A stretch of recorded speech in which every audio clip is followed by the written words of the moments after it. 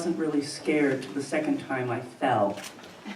It was a good fall, all the way down, almost hit my face on the rocks, thanks to the lousy shoes I was wearing, the breakneck speed I was going, and the landslide I was crossing over. So I sit up and I think, okay, I gotta slow down. I am 2 miles down this trail into the Grand Canyon, and this trail is closed to the public. So nobody, I mean nobody, is gonna come and save me. Even if I just twist my ankle, I have to slow down. Why was I going so fast, you ask? Well, I'll tell you. A few days before, I had been given the thing that I felt that I wanted most in the world in those days, which was a chance to have a free trip down through the Colorado River on one of the rafts. I'd done it a few times before with research trips. I loved the place. It was magical. I longed to go back, but the price of a commercial trip was completely out of the ballpark.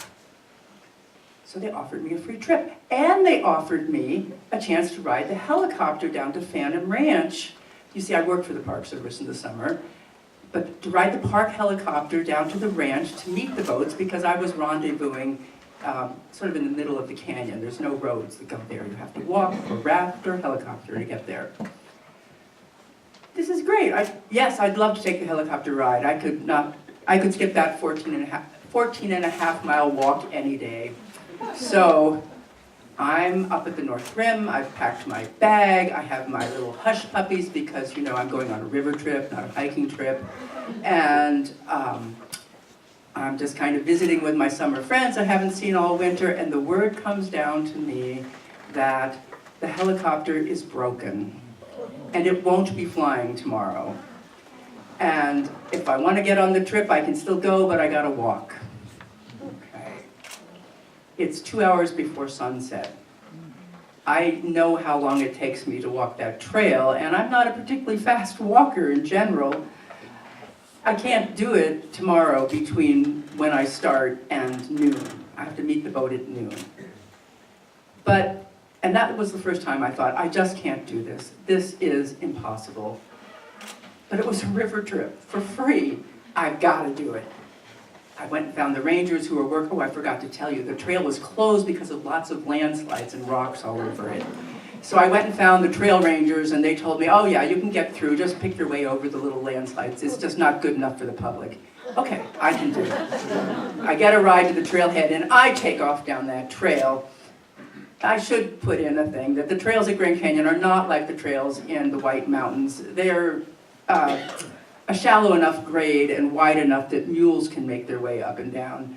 But still, I'm walking so fast, I fall, and then I fall a second time, and that's where I started this story. I was shaken. I'm all alone.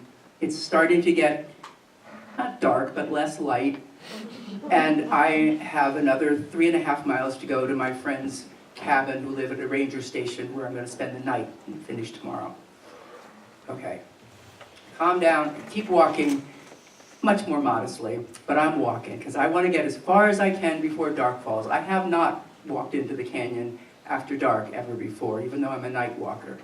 This is a little intense. And as I'm going down, it's getting less and less, deeper twilight.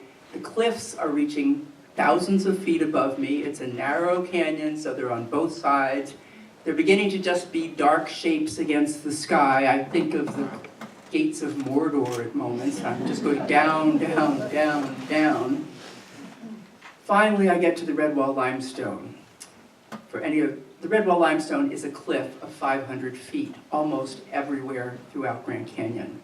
The biggest obstacle for trails to get from top to bottom. This particular trail, the North Kaibab, it had been made by blasting through the Red Wall Limestone. So you walk along that mile or so on a ledge. It's a wide ledge, maybe 10 feet, but it's a ledge with cliff up on one side and cliff down on the other. And I started through that just as I realized it was just too dark. There was enough rocks that had fallen all over the trail and hadn't been cleaned up yet from the winter. I had to use a flashlight. I hate flashlights for walking around because it narrows your vision so much, but I had to get the flashlight out. I'm walking. But strangely enough, it keeps feeling like I'm going over towards that big, dark cliff over there.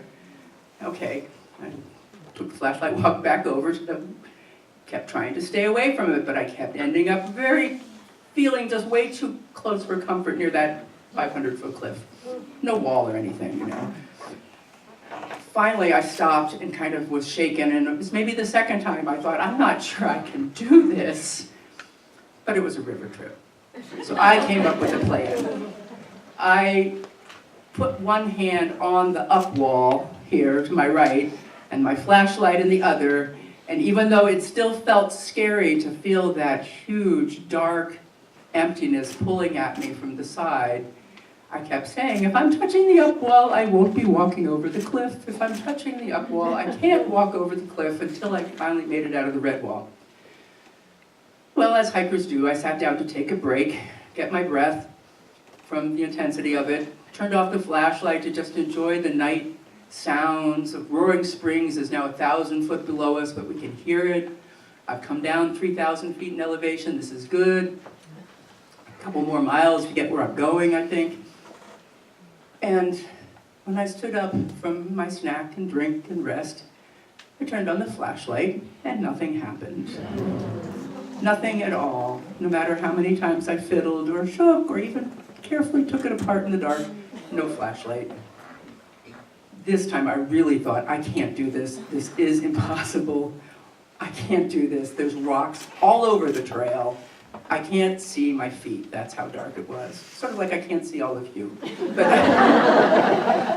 But you know, the only thing I can see is where the sky hits the edge of the upper cliffs. You can tell that thing, and the rest of it's just kind of dark. And I like night walking, but still. I thought about sleeping right there, but it was covered with rocks, and I didn't really have warm enough sleeping gear for this high in elevation because down in the river it's hotter. And I didn't think I could make it from here all the way to the river by noon tomorrow, so eventually I just put my pack back on and tied up my little hush puppies and got going. And I've done a lot of night walking, and I remember teaching people you can kind of keep your knees loose, you know? So when you step on something uneven, you don't lose your balance. So this is what I'm doing down this trail in the dark where I can't see my feet, and there's rocks the size of my head scattered everywhere. But somehow, slowly, I made it down to where now I'm not in the steep slopes. I'm down on the flatter part of where the brook is. It's a creek out there, sorry. Bright Angel Creek is on the bottom, and it's kind of flat. There's not a lot of rocks in the trail anymore because it's further away from the cliffs, and I know it's 3/4 of a mile to where my friends live in a cabin, and I'm going to get there. So I'm walking along, and suddenly I saw someone sitting on the side of the trail. And it was such a relief because I'd heard the rangers had been guarding the trail a good bit, not too long before, to keep people from going up there. But they told me no one was on tonight, so I turned to try to share this big, intense, alone experience, and there was nobody there. Okay. I saw the ranger hat and everything, you know, but they're not there. So I kept walking on a little further, and I saw somebody out of the corner of my eye sitting on a rock on the side of the trail with a big broad brim hat over here. Okay, they're not there when I look, of course. And then I'm just saying, okay, I'm getting nervy because it's been a long night. I think I've been out there about 7 hours by then. And then I saw a third person sitting on the side of the trail with a big broad hat. You know how you see the mannequins in the store, but when you look, at least there's something there? There's nothing there. I was like, oh, this is really much. I make it the last. I just have to keep walking. What can I do? I come around the corner. I see the lights in the window of my friend's cabin. I come around their little path through their garden, and I crawl up. Mostly everybody's asleep, so I just pull out a mattress and say, I've got lights, I've got friends nearby, I have a mattress, all is well. Go to sleep. In the morning, my friend Mary, who lives and works there, said, weren't you scared coming down all in the dark? And what do you mean you lost your flashlight broke? I said, well, you know, I wasn't too scared, except till I started seeing those little guys sitting on the side of the trail. And she says, oh, I see them at night when I walk up to the pump house to do the job she had. And I said, you do? What do you see? So she said, oh, I see these little 18-inch people dancing along beside me. And I went, no, well, that's not what I saw, and I gotta go. The rest of the hike was easier. It's just kind of flat in 9 miles, but I did it. There were only small adventures. Those adventures are another story. I made the river trip. That's another story.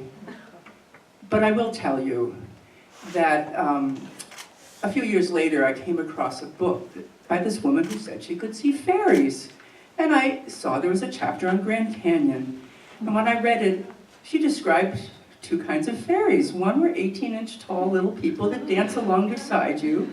And the other kind she saw were short, squat guys with big, broad hats who liked to sit on the side of the trail and watch. Thank you.